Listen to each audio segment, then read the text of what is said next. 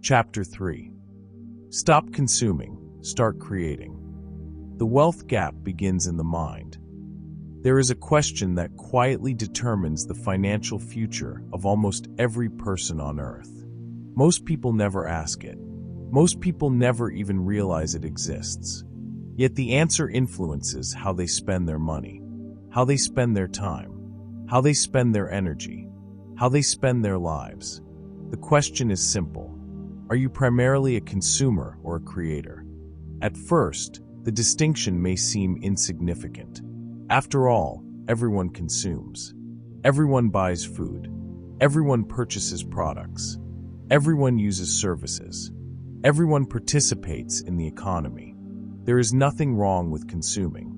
The problem begins when consumption becomes your primary relationship with the world. Because the people who build wealth tend to interact with reality differently.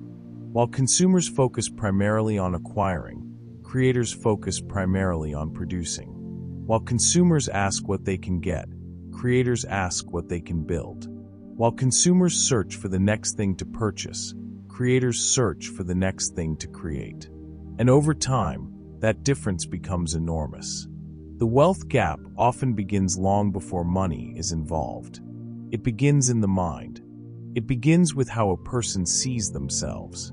It begins with the role they choose to play in the marketplace. Because every day, whether consciously or unconsciously, you are moving in one of two directions. You are either creating value or consuming value. You are either building assets or funding someone else's assets. You are either producing opportunities or purchasing opportunities created by others. And while everyone does some of both, the dominant pattern usually determines the outcome. Pause for a moment and think about this. Look around your environment. Nearly everything you see began as an idea in someone's mind. The chair you're sitting in, the phone in your pocket, the software you use, the books you read, the businesses you visit, the platforms you consume content on. Everything was created by someone. Someone imagined it. Someone developed it. Someone refined it. Someone took the risk to bring it into existence. Before it became a product, it was an idea. Before it became an asset, it was imagination. Before it generated income, it was creation. And this is where many people unknowingly fall into what can be called the hidden consumer trap.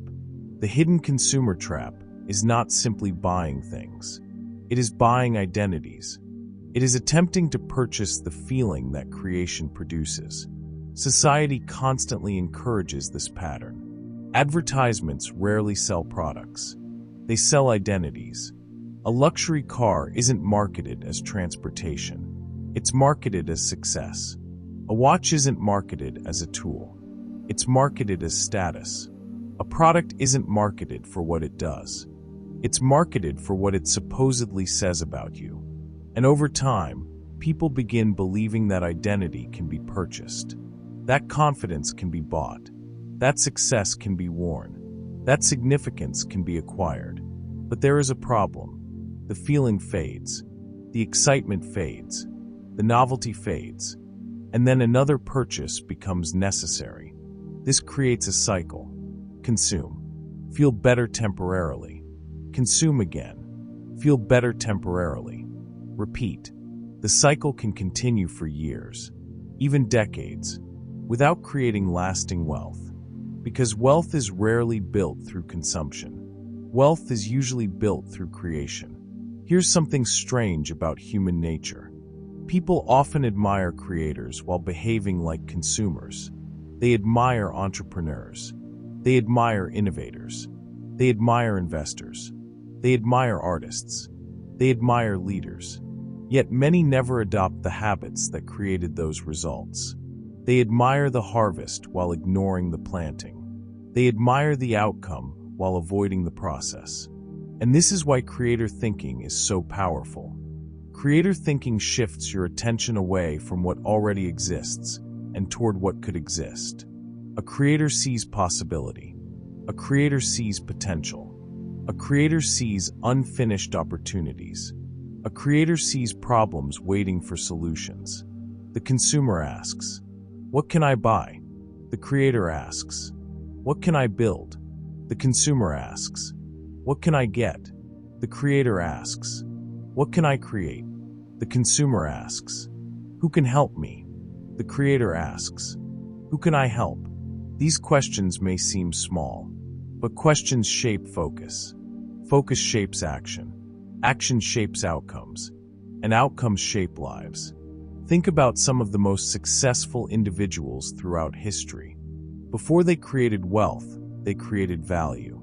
Before they created value, they developed skills. Before they developed skills, they cultivated curiosity. And before curiosity produced results, they learned to think differently.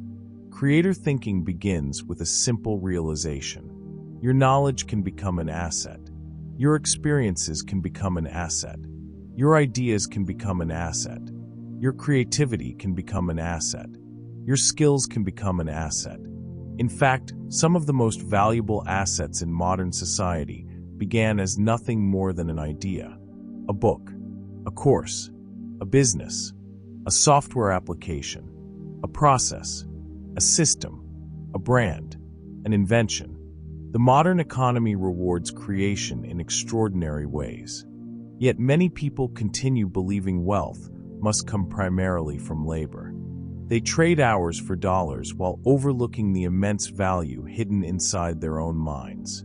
Think about that for a moment. Your mind may be one of the greatest assets you possess. Yet many people spend more time consuming information than applying it.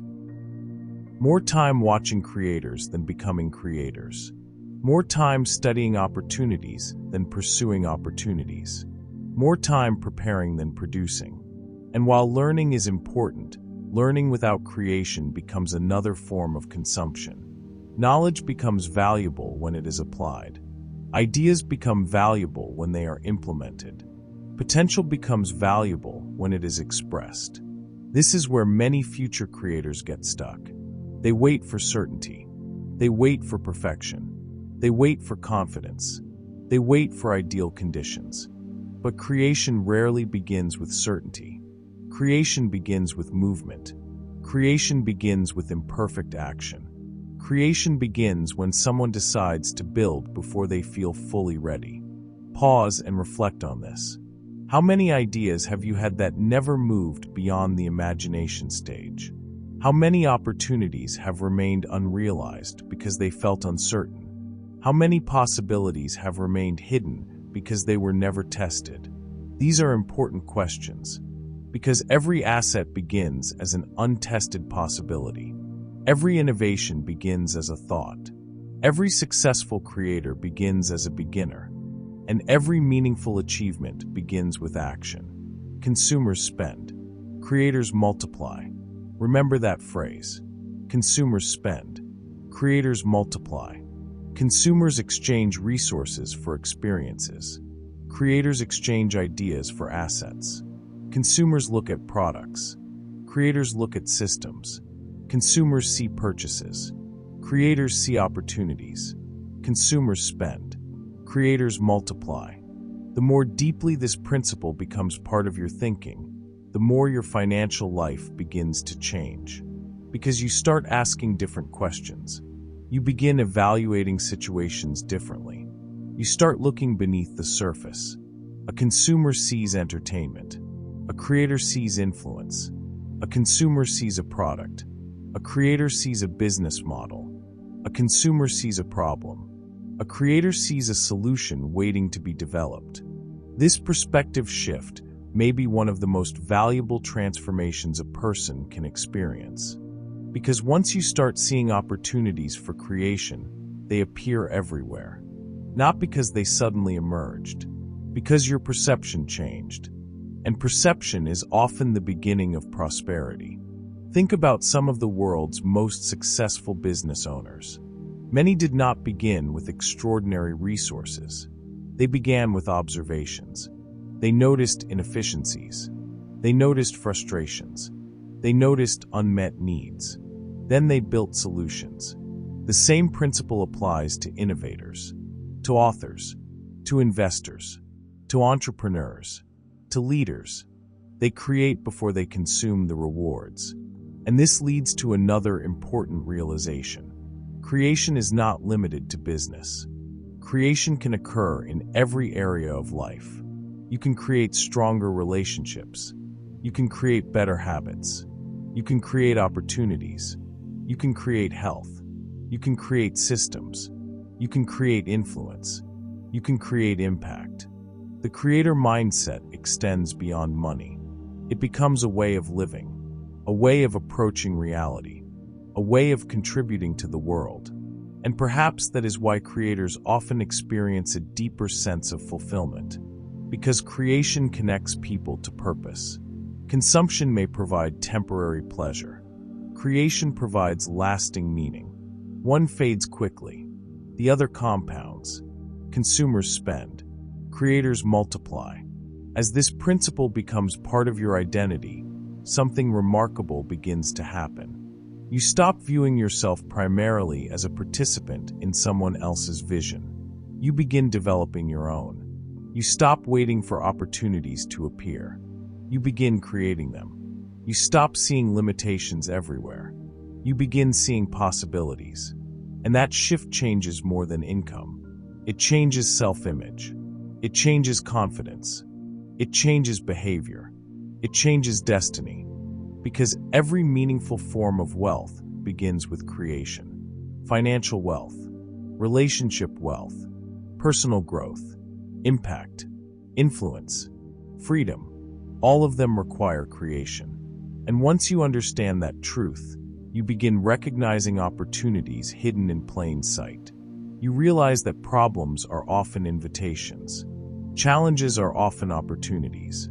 Frustrations are often clues. Obstacles are often openings.